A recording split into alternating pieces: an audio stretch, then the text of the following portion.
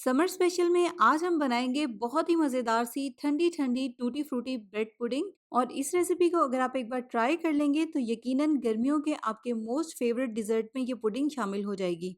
Recipe भी बहुत ही simple और आसान है। चलिए स्टार्ट करेंगे। अस्सलाम वालेकुम, मैं हूँ Sadia Uzair. Welcome back to Sadia Uzair's kitchen. Recipe पसंद आए तो वीडियो को लाइक शेयर और चैनल को सब्सक्राइब भी ज़रूर कर लीजिएगा। बिस्मिल्लाहिर्रहमानिर्रहीम। तो इस पुडिंग के लिए यहाँ पर मैंने 1 लीटर फुल फैट मिल्क लिया है। इसमें से थोड़ा-सा दूध 1/4 कप के जितना अलग से एक बाउल में निकालेंगे। इसमें शामिल करेंगे 3 टेबलस्पून कॉर्नफ्लोर या कस्टर्ड पाउडर।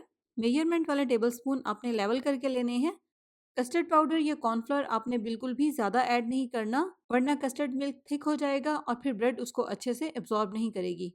तो इसको अच्छे से मिक्स करके एक साइड पे रख देंगे और बाकी जो बचा हुआ दूध है उसको हम डाल देंगे एक कुकिंग पैन में।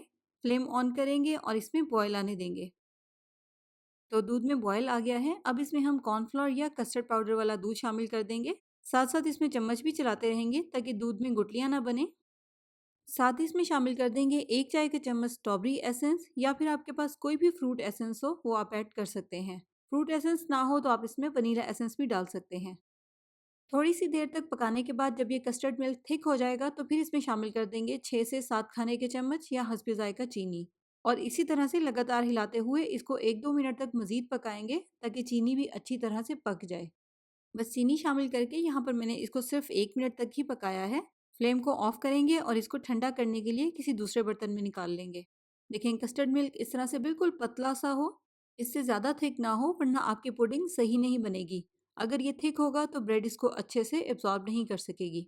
इस तरह से विस्क की मदद से इसको थोड़ा सा फेंट लेंगे ताकि ये जल्दी ठंडा हो जाए।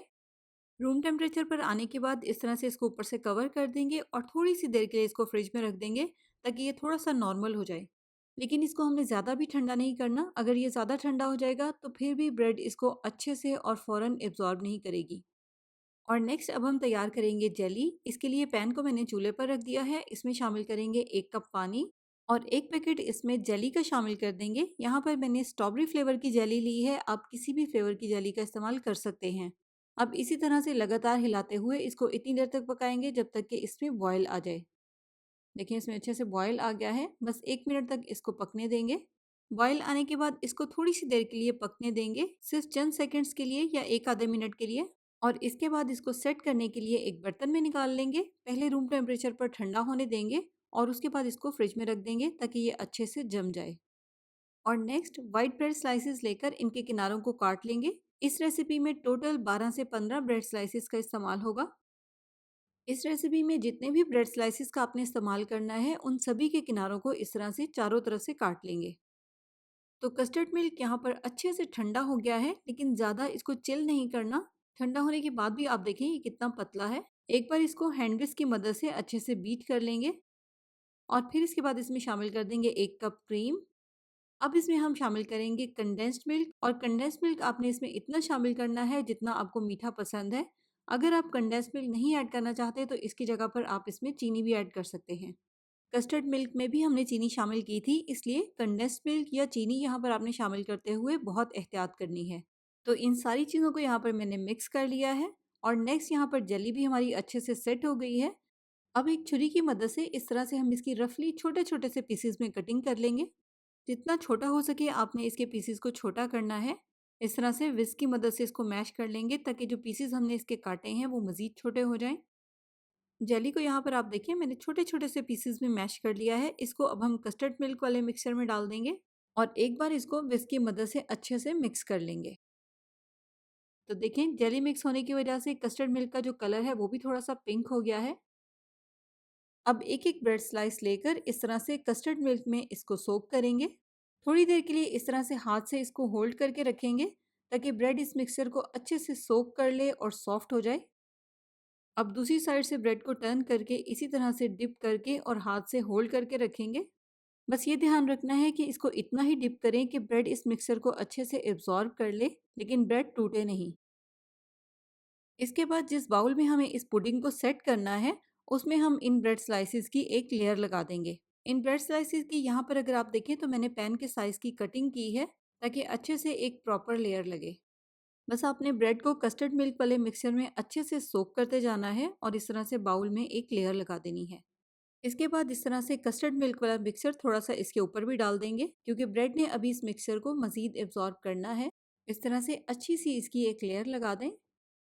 अब इसके ऊपर हम डाल देंगे थोड़े से बारीक कटे हुए नट्स, बादाम और पिस्ते यहाँ पर मैंने लिए हैं, आप अपनी पसंद के कोई भी नट्स ले सकते हैं। इसके बाद इसके ऊपर थोड़ी सी टूटी फ्रूटी भी स्प्रिंकल कर देंगे, बाजार से इजीली रेडीमेड मिल जाती है। इसकी जगह पर आप बारीक कटे हुए फ्रेश फ्रूट भी ऐड कर सकते हैं, या फिर जो डब्बे वाले फ्रूट कॉकटेल मिलते हैं वो भी ऐड कर सकते हैं। तो बस अब दोबारा से हम इसी प्रोसेस को रिपीट करते हुए इसके ऊपर ब्रेड की एक लेयर लगाएंगे। तो ब्रेड की सेकेंड लेयर भी यहाँ पर मैंने लगा दी है। अब इसके ऊपर हम दोबारा से कस्टर्ड मिल्क वाला जो मिक्सचर है वो डाल देंगे, ताकि ब्रेड इस मॉइस्चर को अच्छे से एब्जॉर्ब कर ले और मज़ीद सॉफ्ट हो जाए। और फिर से सेकेंड लेयर में भी हम टूटी फ्रूटी और नट्स ऐड करेंगे, और उसके बाद ब्रेड की तीसरी लेयर लगाएंगे। और यहाँ पर मैंने इस सर्विंग बाउल में ब्रेड की 5 लेयर्स लगाई हैं। आप अपने बाउल की लंबाई और चौड़ाई के हिसाब से देख लीजिएगा, जितनी भी लेयर्स ब्रेड की एडजस्ट हो।